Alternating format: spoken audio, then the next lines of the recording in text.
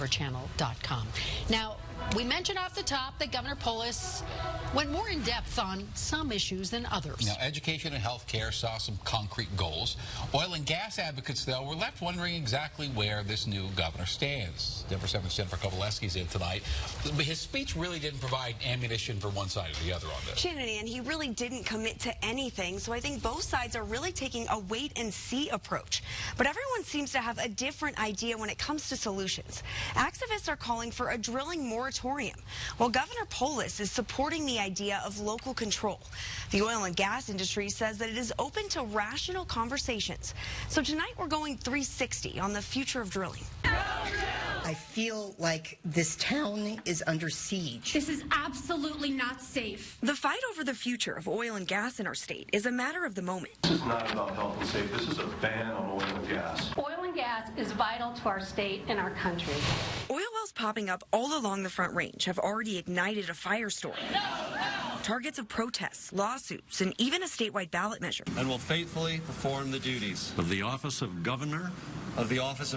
And now with a new governor in power, Democrats controlling both the State House and Senate, there's an expected push for new drilling regulations inside the dome. But what those regulations should look like is very much a matter of perspective. Proposition 112, that was just the start. Colorado Rising is the grassroots group behind Prop 112, the statewide ballot measure voters rejected to increase the setback for new wells. Despite losing at the ballot box, activists say they are ready to go back to battle. The environment and climate control is the quintessential moment of our time. With help from a former House lawmaker and civil rights attorney. Understanding all that sausage making and policy creation occurs, being able to go into court and fight for communities. Joe Salazar is now the executive director of Colorado Rising and has already hit the ground running.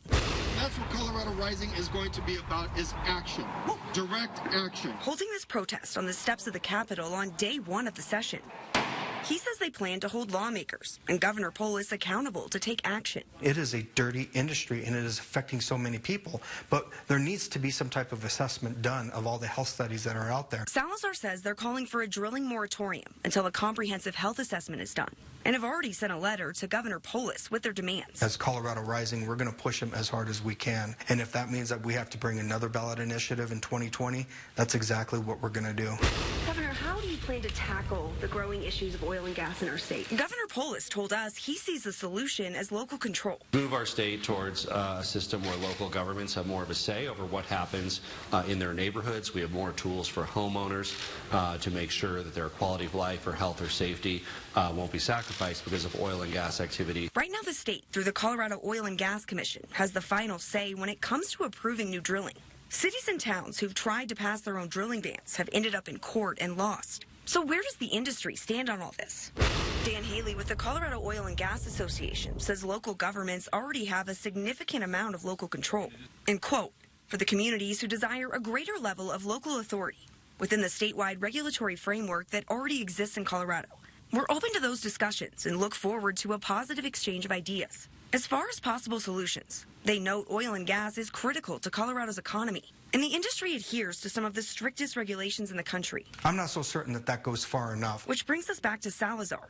He says they're not sold on the idea of local control. It just seems like a punt to me that, well, we're just going to punt it on over to this particular municipality, and then we're going to wash our hands of it as a state. No, we can't do that. So while the debate rages on, one thing is clear. When it comes to the future of oil and gas in Colorado, all eyes are on the state capitol. Jennifer Kowaleski, Denver 7. Do you want to see more setbacks for oil and gas, or are the current regulations enough? We'd love to hear your opinion. You can post it on Facebook or Twitter, or send us an email at thedenverchannel.com. We certainly hope you enjoyed